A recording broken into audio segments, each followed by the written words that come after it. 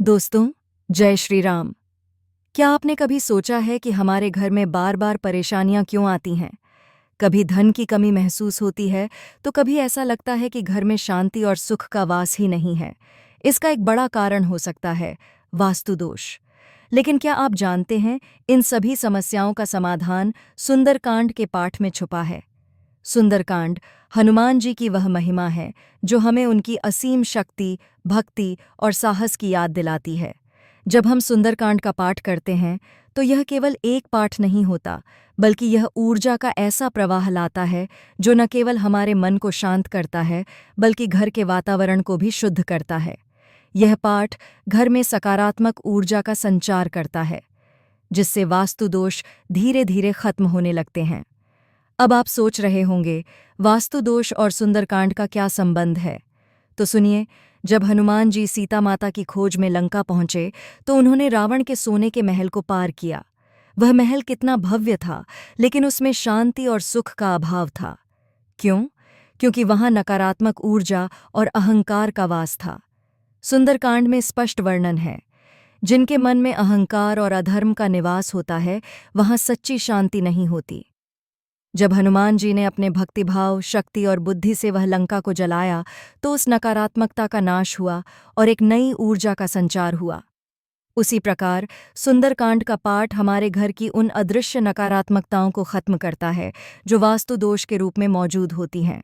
उदाहरण के लिए, सुंदरकांड में हनुमान जी का यह कथन, राम काजू कीन्हे बिनु मोहि कहाँ विश्राम, यह दिखाता है कि जब हमारा उद्देश्य शुद्ध और धर्ममय होता है तो सभी बाधाएं दूर हो जाती हैं।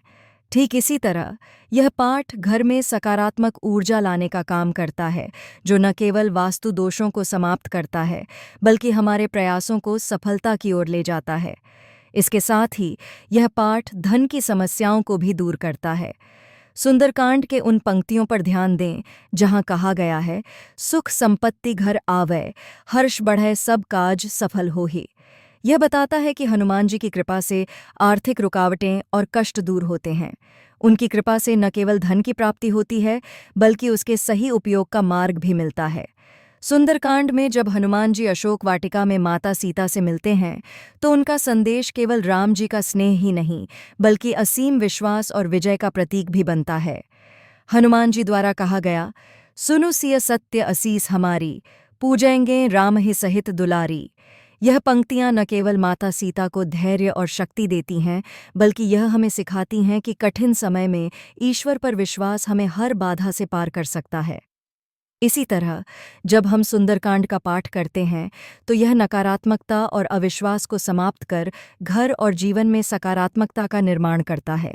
वास्तु दोष से पीड़ित घर में यह ऊर्जा शांति और सद्भाव का संचार करती है, जिससे परिवार में परस्पर प्रेम और सहयोग बढ़ता है। इसके अलावा सुंदरकांड में हनुमान जी का समुद्र पार करने का वर्णन भी वास्तु दोष और धन की समस्याओं से लड़ने के लिए प्रेरणा देता है। जब समुद्र ने अपने विस्तार का वर्णन कर हनुमान जी को चुनौती दी, तो उन्होंने निडर होकर कहा, राम काज लगी तव अवतारा, सुनतहि भयहु भयु समुद्र खारा। इसका अर्थ है कि जब उद्देश्य सही और सशक्त हो तो बड़ी से बड़ी चुनौती भी मार्ग में बाधा नहीं बन सकती। यह हमें सिखाता है कि सुंदरकांड का पाठ करने से घर की बाधाओं जैसे वास्तुदोष, आर्थिक संकट या पारिवारिक कलह को शांत किया जा सकता है। जिस तरह समुद्र के पार जाकर हनुमान जी ने श्रीराम के कार्य को सफल बनाया, उसी तरह सुंदरकांड हमारे जीवन की हर चुनौती को आसान बना देता है और सफलता का मार्ग खोलता है। सुंदरकांड का पाठ केवल एक धार्मिक अनुष्ठान नहीं है, बल्कि यह एक साधना है जो हमारे जीवन को गहराई से प्रभावित करती है। हनुमान जी के चरित्र और कार्य हमें सिखाते हैं कि कठिनाइयों का सामना धैर्य, विश्वास और कर्तव्यपरायणता से करना चाहिए। जब भी आप सुंदरकांड का पाठ करें, उसकी हर पंक्ति को समझें और उसके गहरे अर्थों को आत्मसात करें। यही पाठ न केवल घर की वास्तु संबंधी समस्याओं का समाधान करता है, बल्कि हमें आत्मिक शांति और स्थिरता प्रदान करता है।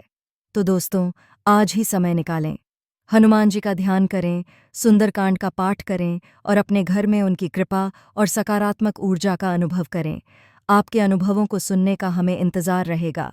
इसे अपने परिवार और दोस्तों के साथ साझा करें ताकि वे भी इसका लाभ उठा सकें। जय श्री राम।